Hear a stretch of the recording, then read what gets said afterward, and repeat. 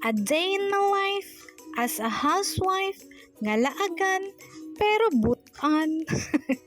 Giatay asa kay butanan ng laagan. So mao to guys, kung nakay plano nga mulaag magbinutan jud kadaan ha. Wala pa gani ka kapananghid, magbinutan na ka, manglimpyo na ka sa balay kung unsay mga buluhaton imo nang buhaton. Bitaw oy, da char-char na oy. Routine day ni nako guys, ay ako maka-gym. Manglimpyo sa jud tadaan sa balay ay ta mulakaw. Kay ron nig uli limpyo gyapon. So butangan nato nig tubig ning empty bottle kay ibutan na nato na sa ref kay kusog ra bata mo og bugnawng tubig. So basig moingon na pud mo diha nganong kana mo akong gibutangan og tubig na. Nganong dili pitchel. Among pitchel guys, dako kaayo dili marang sa ref. Mao nang kana na lang akong gibutangan kay mahigda man na sa ref. Gusto mo ikaw akong ihigda sa ref. O mao ni akong daily routine ha kay basig makaingon ka hayahay ra kayo ko kay sige ra ko og adto sa gym. Ang gym ako na gyud na siyang giapil sa ako ang daily routine. Kay sa akong sitwasyon dili jud pwede nga dili ko maka-exercise. Maunang kamo sugdi na ninyo. Kanusa pa man mo mag-exercise kanang dako na kaayo mo, mamroblema na mo unsaon pagpagamay.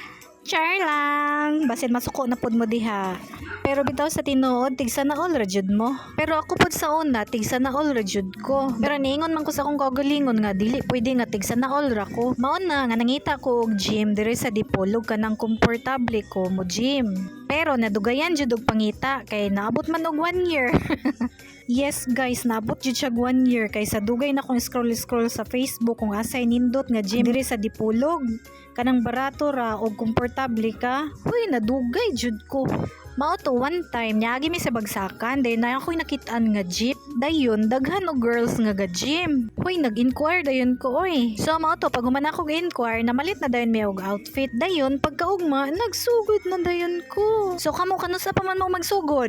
Pero kahibaw man ko nga ang pagsugod jud mo'y lisod no. No.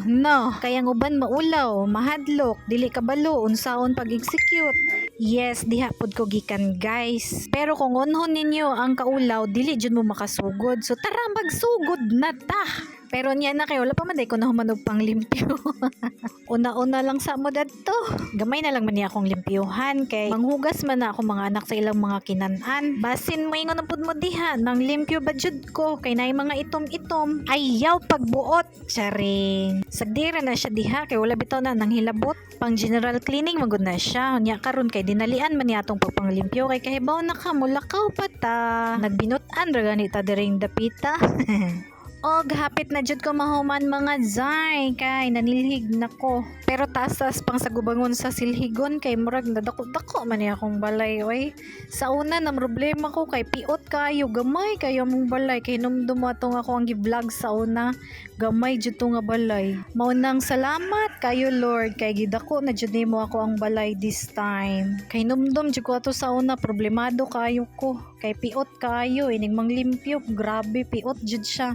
Pero gi-bless jud ko ni Lord nga dako jud ako ang balay karon. Thank you Lord. Wala joy imposible basta magkugi dayon ubanan og pag-ampo i-bless jud ka ni Lord. Do wala pa na humaning balaya kay na sobraan na gyud siya kadako pero dako jud po na akong pasalamat kay dili naman may maulanan, dili naman may matuluan, dili na mainitan. Okay na kayo. Asar ko nang hinahinayan, mahuman raman dyan na. Wala bitaw tagadali. Og maura to kay maligo nako. Bye. Thank you for watching.